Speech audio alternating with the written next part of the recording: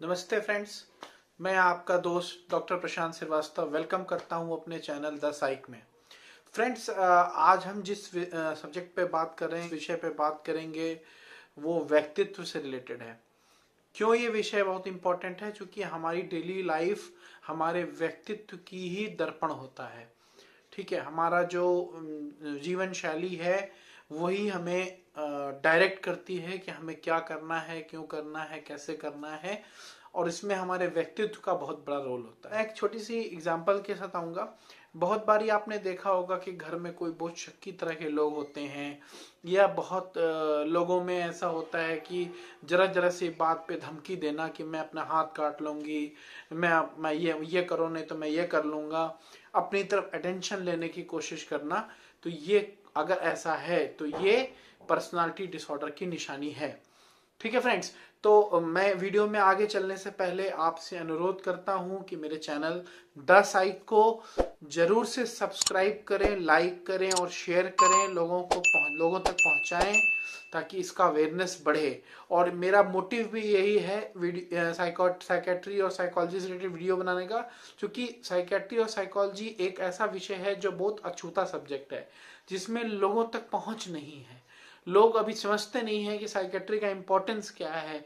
क्यों हमें, अगर किसी को मान लो घर में साइकेट्री प्रॉब्लम है, मान लो किसी की वाइफ, किसी की बहन धमकी देती है कि मैं ऐसा कर लूंगी, मैं वैसा कर लूंगी, तो लोग शर्म के मारे सोसाइटी तक नहीं आते हैं।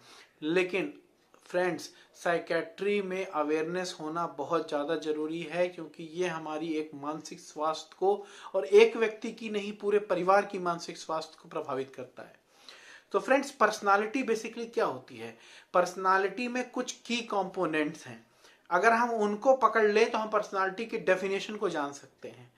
According to Golden Allport is a key person who has given a very nice definition of personality, and he has described a lot about a personality, what kind of personality, what are the types of personality, what are the major key features of personality. So उन्होंने definition दिया था, तो उन्होंने, मैं पूरी definition तो नहीं बताऊंगा क्योंकि ये ऐसे कोई क्लास नहीं है, बट कुछ की पॉइंटर्स हैं, अगर हम उनको नोटिस करते हैं तो हम डेफिनेशन को बहुत अच्छे समझ सकते हैं। तो personality according to Gordon Allport क्या होती है? की पॉइंट्स होते हैं, डायनेमिक ऑर्गेनाइजेशन होता है, विद इन इंडिविजुअल होता है, साइकोफिजिकल सिस्टम होता है, और यूनिक एडजस्टमेंट टू इन्वायरमेंट होता है। ठीक है, तो अब डेफिनेशन पे आए तो personality is a dynamic organization within individual of those with psychophysical system that determine his unique adjustment toward environment। ठीक है, तो अब पॉइंट क्या है कि ये डायनेमिक ऑर्गेनाइजेशन, मतलब पर्सनालिटी एक डायनेमिक चीज है, जिसको हम छोटे से बात में नहीं कर सकते हैं कि ये पर्सनालिटीज को बोलते हैं। ये पूरा डायनेमिक है, पूरी लाइफ को मतलब इसमें हर चीज इंक्लूड होती है। ठीक है, आपका परसेप्शन, आपका सोशलाइजेशन, आपका अटेंशन, आपका थॉट, आपकी मेमोरी, एवरीथिंग इन पर्सनैलिटी। ये हर इंडिविजुअल का एक डायनेमिक ऑर्गेनाइजेशन है, हर इंडिविजुअल के अलग अलग है। ठीक है, इसमें साइको फिजिकल सिस्टम इन्वॉल्व होता है। ठीक है, साइकोलॉजिकल और फिजिकल सिस्टम्स का इन्वॉल्वमेंट होता है। ठीक है, जो आपकी यूनिक एडजस्टमेंट टू इन्वायरमेंट को डिफाइन करता है, डिटरमाइन करता है। मतलब कि आप कैसे इन्वायरमेंट में, आपकी कैसा व्यक्तित्व है जो इन्वायरमेंट में आपके एडजस्टमेंट को दिखाता है कि आपका एडजस्टमेंट कैसा है हर इन्वायरमेंट के साथ। हर पर्सनालिटी के व्यक्ति अलग अलग टाइप के होते हैं, तो इन्वायरमेंट के प्रति आपका एडजस्टमेंट कैसा है।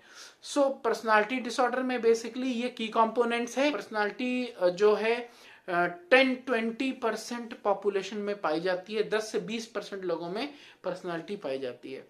ठीक है, तो इसका मतलब क्या है कि पर्सनालिटी डिसऑर्डर आउट ऑफ 10 1, तो इसमें इसे हम बेसिकली पर्सनालिटी बोलते हैं। ठीक है, मतलब अगर पर्सनालिटी डिसऑर्डर की हम बात करें तो हमें इतने लोग नजर आएंगे। ठीक है, अब इसमें क्या होता है कि पर्सनालिटी बेसिकली क्या होती है कि इसमें कुछ की कंपोनेंट होते हैं। ईगोसेंटोनिक क्या होता है कि आई लाइक माई थॉट्स। मतलब यूजुअली क्या है कि पर्सनालिटी डिसऑर्डर क्यों नहीं अस्पताल तक पहुंच पाता है? क्योंकि इसमें दो तरह के जो कंपोनेंट्स हैं वो बहुत ज्यादा प्रभावित करते हैं, जिसको हम बोलते हैं ईगोसेंटोनिक एंड एलोप्लास्टिक। ठीक है, अब ईगोसेंटोनिक क्या होता है? जिसमें व्यक्ति मानने को ही नहीं तैयार है कि मैं गलत हूं, ठीक है, आई लाइक माई थॉट्स, मतलब मैं जो कुछ भी कह रहा हूँ वो बिल्कुल सही हूँ, तो I need no need to go somewhere और no need to justify others. ठीक है, that is ego syntonic. And alloplastic क्या होता है, जब व्यक्ति को ऐसा लगे कि no I will not change, environment और जो हमारी सिचुएशन सोशल थिंग्स हैं वो चेंज होनी चाहिए मेरे अकॉर्डिंग। मतलब ऐसे व्यक्ति ऐसा चाहते हैं कि नहीं मुझे जरूरत नहीं है बट लोग मेरे हिसाब से चेंज हों। ठीक है, तो वो मानने को ही नहीं तैयार है कि उन्हें पर्सनालिटी डिसऑर्डर है।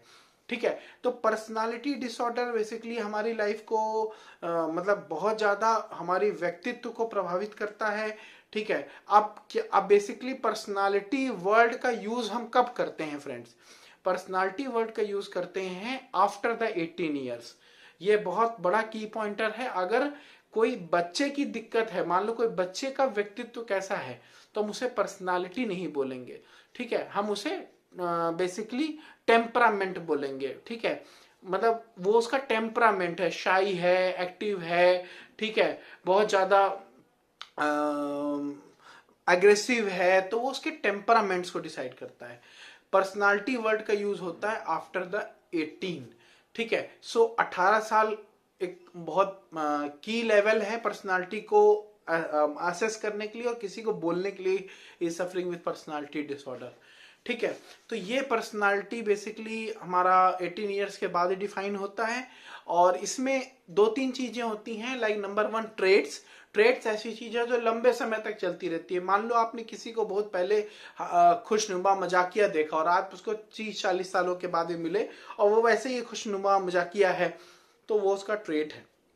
स्टेट क्या होता है, स्टेट होता है जब पर्सनालिटी ऐसे ऐसे वेरी करती है, मतलब अगर कभी ऊपर जा रही है, कभी नीचे जा रही है, कभी ऊपर जा रही है, कभी नीचे जा रही है, और ज्यादातर हम इसे बाइपोलर अफेक्टिव डिसऑर्डर्स में देखते हैं। और फ्रेंड्स मैं एक बात और बताना चाहूंगा कि साइकेट्री डिसऑर्डर्स के साथ कोमॉर्बिडिटी के फॉर्म में पर्सनालिटी 50% पर्सनालिटी डिसऑर्डर्स पाए जाते हैं। तो वहां पे हमारे स्टेट का इंपॉर्टेंस होता है कि स्टेट कैसा है, मतलब बहुत खुश है, बहुत लो है, किस तरह का स्टेट है। ठीक है फ्रेंड्स, तो अब ये हमारा एक बात हो गया। अब हम आते हैं मेन पर्सनालिटी डिसऑर्डर के ऊपर। तो मैं पर्सनालिटी डिसऑर्डर के ऊपर एक एक पार्ट को लेकर के एक एक वीडियो बनाऊंगा और आपसे प्रॉमिस करता हूं कि इसे जरूर आप तक पहुंचाऊंगा, लेकिन मेरे साथ जुड़े रहें। ठीक है, मुझे लाइक शेयर सब्सक्राइब करते रहे। हमारे जो पर्सनालिटी डिसऑर्डर हैं वो क्या होते हैं, तो पर्सनालिटी डिसऑर्डर 3 क्लस्टर्स में डिवाइड किया गया है, ए, बी और सी। तो अगर हम ए क्लस्टर की बात करें तो ए क्लस्टर में क्या क्या आता है, 3 तरह की पर्सनालिटीज आती हैं। Paranoid personality, schizoid personality, schizotypal personality. ठीक है, 3 चीजें आ गई, paranoid personality, schizoid personality, schizotypal personality. Cluster B में जब आते हैं, क्लस्टर बी में आता है हमारा anti social personality, borderline personality, histrionic personality and narcissistic personality. Cluster C में आते हैं तो आता है अवॉइडेंट पर्सनालिटी, जिसको हम एंशियस एंड अवॉइडेंट पर्सनालिटी भी बोलते हैं, obsessive compulsive personality disorder OCPD, and third one is dependent personality. So बहुत क्विक बात करेंगे इन पर्सनालिटी डिसऑर्डर्स के बारे में। तो नंबर 1 पैरानॉइड पर्सनालिटी क्या होती है। पैरानॉइड पर्सनालिटी वो पर्सनालिटी होती है जिसमें आपने देखा होगा यूजुअली आपके घर परिवार में बहुत ऐसे लोग होंगे जो शक्की होंगे, हर बात में उनको शक रहता है, पता नहीं ऐसा करेगा कि नहीं, पता नहीं ये ऐसा कर देगा कि नहीं, पता नहीं इसने ऐसा क्यों किया है, इसका क्या मोटिव है। तो हर बात में जब शक होने लगे, मतलब आप देखोगे आसपास के लोगों में या आपके जानकारों में कई लोग शक्की मिजाज के होते हैं, उन्हें हम बोलते हैं पर्सनालिटी पैरानॉइड पर्सनालिटी डिसऑर्डर। ठीक है, स्किज़ोइड पर्सनालिटी जो अवॉइड करते हैं, मतलब हर सोशल विड्रॉल रहता है उनका, मतलब समाज में मिलते जुलते नहीं है, अकेलापन रहेगा, वो लोगों से मिलने में ज्यादा इंटरेस्टेड नहीं रहेंगे, तो that is schizoid personality. Schizotypal personality क्या होता है, स्किज़ोटिपल पर्सनालिटी होती है जो ऑड एंड एसेंट्रिक बिहेवियर्स करते हैं, मतलब अजीब सी हरकत करेंगे कि मतलब क्या हुआ कि कुछ कभी किसी इमोशंस पे, मतलब जो घर में अप्रोप्रिएट इमोशंस है उस पर उल्टा इमोशन शो करना, लाइक कोई मजाक वाली बात है तो सीरियस रहेंगे, कोई सीरियस वाली बात है तो अचानक से मजाक कर देंगे। तो उनको सिचुएशन के साथ मतलब कैसे कॉन्ग्रुएंट सिचुएशन होता है वो उनको नहीं पता होता है। तो ये हमारा होता है स्किज़ोटिपल पर्सनालिटी। ऐसे लोग भी एंग्शियस टाइप के होते हैं, लोगों से मिलना जुलना नहीं चाहते हैं, ठीक है, अपने में रहना चाहते हैं। तो ये हो गया हमारा स्किज़ोटिपल पर्सनालिटी। अब क्लस्टर बी पे आते हैं। फ्रेंड्स, मैं एक बात इसमें आने से पहले बताना चाहूंगा कि ये बहुत ही ज्यादा प्रिविलेंट है, आज के टाइम में बहुत ज्यादा प्रिविलेंट है, जिसको हम डायग्नोस नहीं कर पा रहे हैं। तो हमें इसको बहुत सिंसियरली समझने की जरूरत है और लोगों तक पहुंचाने की जरूरत है। तो हम क्लस्टर बी में क्या है, जैसा मैंने बताया, anti social personality. Anti social personality क्या होता है, जिसमें जैसे कि जो नॉर्म्स के अगेंस्ट होते हैं, जो सोशल वैल्यूज के अगेंस्ट हो, लाइक गुंडे हुए, गैंगस्टर्स हुए, ठीक है, जो सोशलाइजेशंस को फॉलो नहीं करते हैं, मतलब तुरंत एग्रेसिव हो जाना, तोड़ फोड़ कर देना, गाली गलौज करने लगना। तो इस तरह की किसी की पर्सनालिटी आपने देखी होगी, उसे हम बोलते हैं anti social personality. Number two क्या है, border line personality. Borderline personality क्या होती है, ये बहुत मजेदार पर्सनालिटी है। यूजुअली आपको घर परिवार में बहुत ज्यादा कॉमन देखने को मिलती है, ठीक है। मैं माफी चाहता हूं मातृशक्ति और नारी शक्ति से, क्योंकि ये पर्सनालिटी मेल्स की अपेक्षा फीमेल्स में ज्यादा प्रिवलेंट होती है। दैट्स वाई मैं माफी मांग रहा हूं, लेकिन ये सच्चाई है तो मुझे बताना पड़ेगा। सो बॉर्डर लाइन पर्सनालिटी क्या होता है, बॉर्डर लाइन पर्सनालिटी होती है कि जहां पे इमोशन इनस्टेबल हो, ठीक है, कभी बहुत खुश हैं तो बहुत खुश हैं, मतलब कभी एकदम से नाराज हुए तो एकदम सारा रिश्ता ही तोड़ देंगे, ठीक है। कभी बार क्या होगा कि एकदम से गुस्से में अपना हाथ काट लिए, कभी कुछ जहर पीने की कोशिश कर लिया, कभी मतलब इसको बोलते हैं ना कि मतलब एकदम ड्रामा वाली कंडीशन हो जाती है। मतलब अगर मेरी बात नहीं माना तो मैं ये कर लूंगी, अगर मेरी बात नहीं माना तो मैं ये कर दूंगा। तो मेल्स भी बहुत ज्यादा इससे प्रभावित हैं और आज के टाइम में तो देखा जा रहा है कि दर पर दर ये बढ़ता चला जा रहा है। तो जहां पर इमोशनल इंस्टेबिलिटी आ जाए, डेलिब्रेट सेल्फ हार्म आ जाए, यहाँ दूसरों को एग्रेसिव हो जाना, मतलब एब्यूसिव शुरू कर देना, मल्टीपल रिलेशनशिप हो जाना, एक व्यक्ति के साथ संतोष नहीं, कई लोगों के साथ उसके रिश्ते होंगे, कभी किसी से बनेंगे कभी किसी से टूटेंगे, तो उसे हम बॉर्डर लाइन पर्सनैलिटी बोलते हैं। नंबर सी क्या होता है कि जो हिस्टोनिक पर्सनालिटी होती है, हिस्टोनिक पर्सनालिटी वाला व्यक्ति क्या होता है कि वो अटेंशन सीकर होता है। वो ऐसे कुछ एक्ट करेगा जिससे कि लोगों का ध्यान उसकी तरफ जाए, कुछ ऐसे करेगा जैसे मान लो बात करते हुए ऐसे कुछ ला रहा है, कभी एकदम आपके पास तक पहुंच गया लेक्चर देते लेते, ठीक है, कभी ऐसे ऐसे करता है, ऐसे ऐसे करता, ताकि आपका अटेंशन उसकी तरफ जाए, ठीक है। कुछ ऐसे एक्ट करता है, कुछ ऐसी नौटंकियां करता है जिससे कि आपका ध्यान उसकी तरफ जाए। तो गेनिंग द अटेंशन जिस लोगों की व्यक्ति में होता है कि अटेंशन गेन करना, उसे हम बोलते हैं हिस्टोनिक पर्सनालिटी। नार्सिस्टिक पर्सनालिटी क्या होती है, नार्सिस्टिक पर्सनालिटी फ्रेंड्स होती है जहां पर व्यक्ति ये सोचे कि I am the supreme power, मतलब मैं सब कुछ हूं, लोग मेरी माने मैं दूसरों की नहीं मानूंगा, ठीक है। मतलब where the person is like कि जिसको बोलते हैं ना ऑटोक्रेटिक टाइप ऑफ पर्सनालिटी, की मतलब हाँ मैं जो कह रहा हूं उसको सब सारे फॉलो करें, ठीक है, मतलब I am the supreme power. So that is the called narcissistic personality. तो है ना मजेदार क्लस्टर बी। अब आते हैं क्लस्टर सी पे फ्रेंड्स। तो क्लस्टर सी क्या होता है, क्लस्टर सी में जैसा मैंने पहले बताया कि एंग्शियस अवॉइडेंट पर्सनालिटी, मतलब हर चीज को अवॉइड करना। आपने देखा होगा बहुत लोग कहते हैं ना ये करते छोड़ो यार नहीं करते हैं, बाद में करेंगे देखते हैं, ठीक है, मतलब एंग्शियस टाइप होते हैं, कुछ ऐसा काम करना हो गया घबरा गए, ठीक है, मतलब परेशान हो गए कैसे होगा क्या होगा, छोड़ देते हैं बाद में देखा जाएगा। तो ये एंग्शियस अवॉइडेंट पर्सनालिटी की निशानी है, ठीक है। Obsessive compulsive personality disorder, obsessive compulsive personality जिस तरह के नाम से ही प्रतीत हो रहा है कि वो किसी भी काम को परफेक्शन के साथ करना चाहते हैं।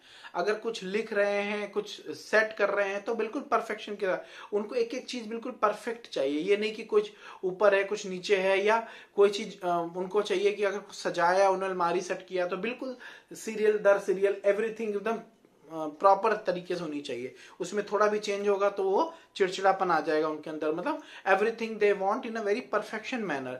ऑब्सेसिव कंपल्सिव टाइप के उनके अंदर वो पर्सनालिटी होती है, ठीक है। तो लास्ट क्या है हमारा जो है वो है डिपेंडेंट पर्सनालिटी। डिपेंडेंट पर्सनालिटी वो पर्सनालिटी होती है जिसमें व्यक्ति दूसरे पे डिपेंड रहता है, मतलब अपने आप से डिसीजंस नहीं ले पाता है, अपने आप कोई काम को इनिशिएट नहीं कर पाता, उसको कोई व्यक्ति चाहिए होता है जो उसके साथ सपोर्ट करे। बोलेंगे कि हाँ जी यहाँ चलना, चलो तुम भी चलो साथ में, तो आपको भी चलो, आप भी चलो साथ में, मतलब मेरे से शायद अकेले ना हो पाए, आप डिसीजन ले लेना, आपको आपका क्या सोचना है, मतलब ऐसे आपने बहुत लोग देखे होंगे। तो ये इस तरह के व्यक्ति जो होते हैं उन्हें हम डिपेंडेंट पर्सनालिटी बोलते हैं। तो फ्रेंड्स, ये एक ओवरव्यू था पर्सनालिटी डिसऑर्डर के बारे में। ठीक है, अगर हम इसके लिए कुछ मैनेजमेंट प्लान करें, इसके लिए कुछ दवाएं हैं, फार्माकोलॉजिकल ट्रीटमेंट है, कुछ नॉन फार्माकोलॉजिकल साइकोलॉजिकल ट्रीटमेंट है, तो मैं इसके बारे में डिटेल में बात करूंगा कि इसका हम ट्रीटमेंट कैसे कर सकते हैं। तो फ्रेंड्स, इसी के साथ मैं आपसे आज्ञा लेना चाहता हूं, और मैं अगेन आपको अनुरोध करता हूं कि मेरे वीडियो को ज़्यादा से ज़्यादा शेयर करें, सब्सक्राइब करें, लाइक करें, बेल आइकन पे जाएं, उसे प्रेस करें। नमस्कार, धन्यवाद फ्रेंड्स।